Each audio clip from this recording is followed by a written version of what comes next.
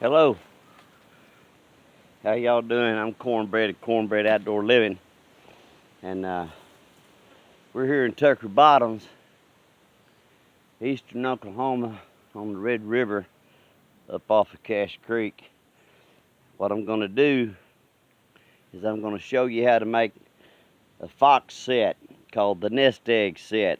I learned this, probably 25 years ago. I started doing this nest egg set. Been trapping since '69 or something, but this nest egg set really works. It's very productive. So what we've got here is a bean field here, and a bean field there, and a corn field there, and a field full of fescue down here. But we got these wood lots that run up through here between these fields, and all they about 30 foot wide or so. And these fox, they run the edge of these fields hunting these rabbits at night, and these mice and birds and whatnot. So what we're going to do, this nest egg set, we're going to talk about this first, then we'll get to this trap. You take your tuft of grass, find a good corner lot or an old road bed or something, and if you'll take that grass and weave it around and make your little nest in there, here's the trick. Keep your eggshells when you're cooking breakfast. You take an egg, a whole egg. I like just using an eggshell. This is so productive, you'll run out of eggs. So if you'll take that egg and shove it in there and make it look like a nest, clear you out a little spot with some good backing. You don't want him to be able to work the set from the back. You don't want to do that. Now if you get in there just about like that right there, that's a good start. So now we're going to make us a little bed here for this trap. And I'm going to explain to you about these good fox traps. Everybody's got their own idea about traps and best ones and whatnot, but I'm like this. I use what I've been using forever that's been working forever. I use a Blake & Lamb #1 double spring. And I set this trap. Now if you bend that trap down like that, you can hold it like that forever and ever and ever. It ain't gonna go off. You can hold that trap just like that and it won't get you.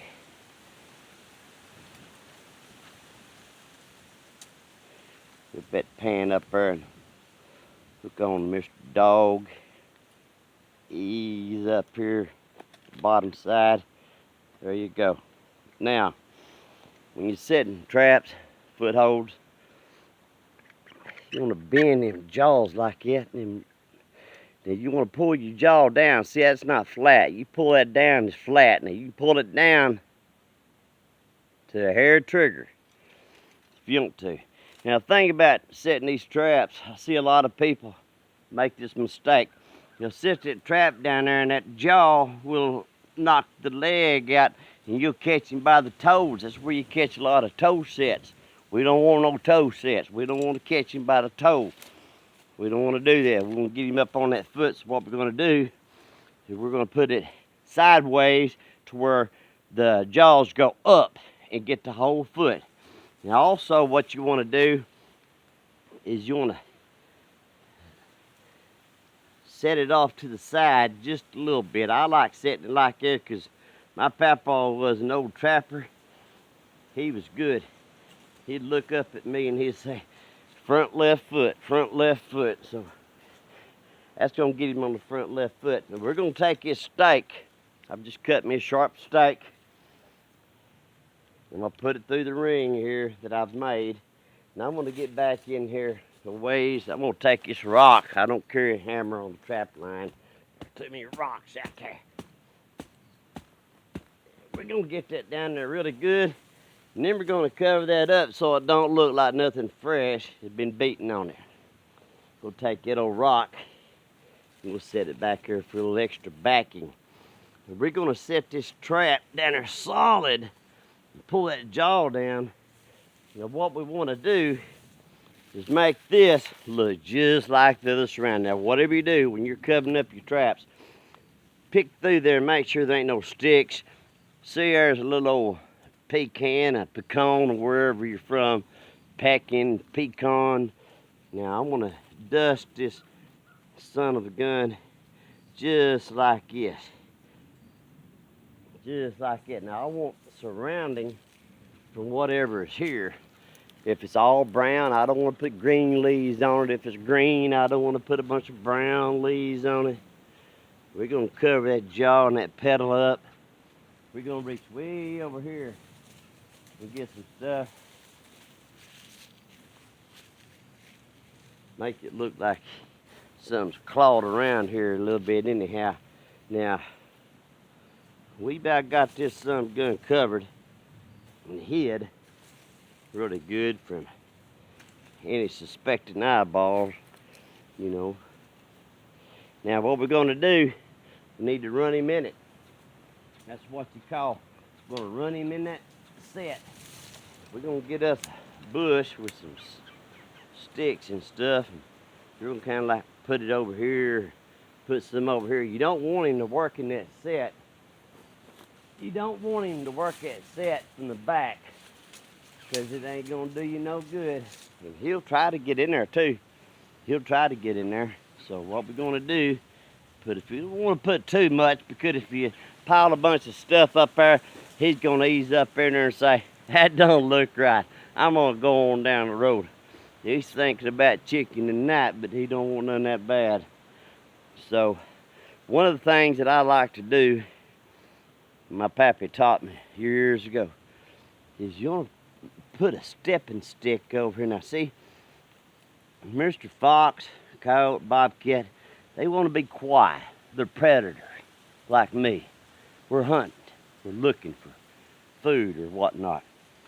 He ain't gonna make no racket. He ain't stepping on that stick. I ain't stepping on that stick. I'm gonna step over it, and so will he. And right there's the pan. You can see it just barely. We put a little dust on it. Now, there's your egg in your nest. There's your stepping stick. You run him in it. You've got it staked down. You've got the head stake hid. You've got the chain hid. You take that other piece of egg and crumble it around. Throw some out there. Throw some out there. Now, I'm going to take some of this gland lure. It's a really good stuff. It stinks, so don't get it on you. Get you a stick, dip it in there like that. Yeah, buddy. And put it right back in there and stuff it down in there. Okay. Put the lid back on it. Don't put it in your pocket with the lid loose. It'll stink. Now then, if I had some feathers, I'd want to throw some feathers around. I might want to hang one up this bush. That's one reason why I put it under a low-hanging tree, so we can hang something there. People like to put a CD or something shiny for them bobcats, like a piece of tin foil, or bobcats have good eyesight and they can see that piece of red cloth. I used to hang a piece of red cloth up there and let the wind blow it, or a piece of.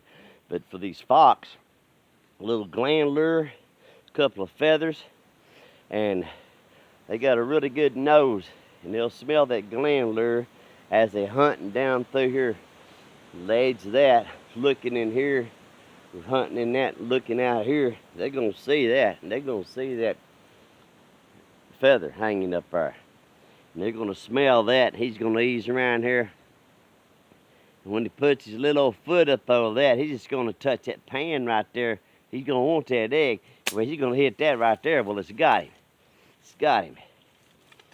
Now, I seen a fella on YouTube trying to talk trapping, and he wants to show the public how traps ain't hurting no animal on the foot.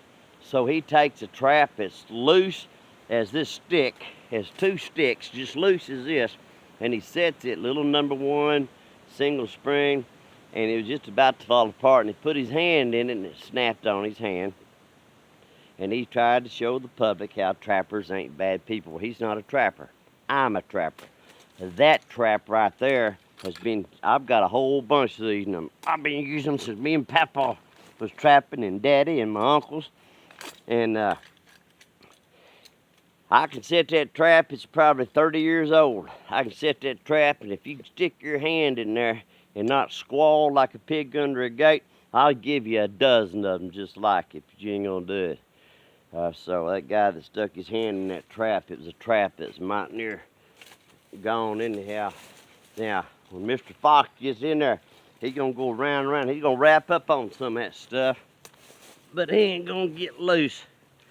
And that's it. So, I'm gonna take this apart and take this with me. I just wanted to show you.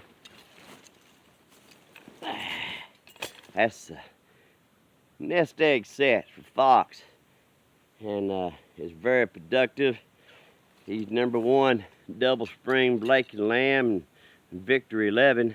They the same size. They got a really low set jaw, so a mink can't put his head in it to his foot off. And it's a really good trap. I've got a whole bunch of them, growed up using them. They're good traps. Everybody's got their own idea what they like, but I'm cornbread outdoor living over in eastern Oklahoma, trapping fox today, and I hope y'all got a little bit of something out of that. So happy trapping, and I'll make you some more stuff. The weather's cooling off, and we're gonna get after some bobcat and some beaver this winter. Fur is up a little bit for beaver, went up about 25%, fur buyer told me. And bobcat ain't doing so bad neither, but coons are bringing 15 cents, so good luck. Hey, thank you for viewing me today, and have a nice day. Bye.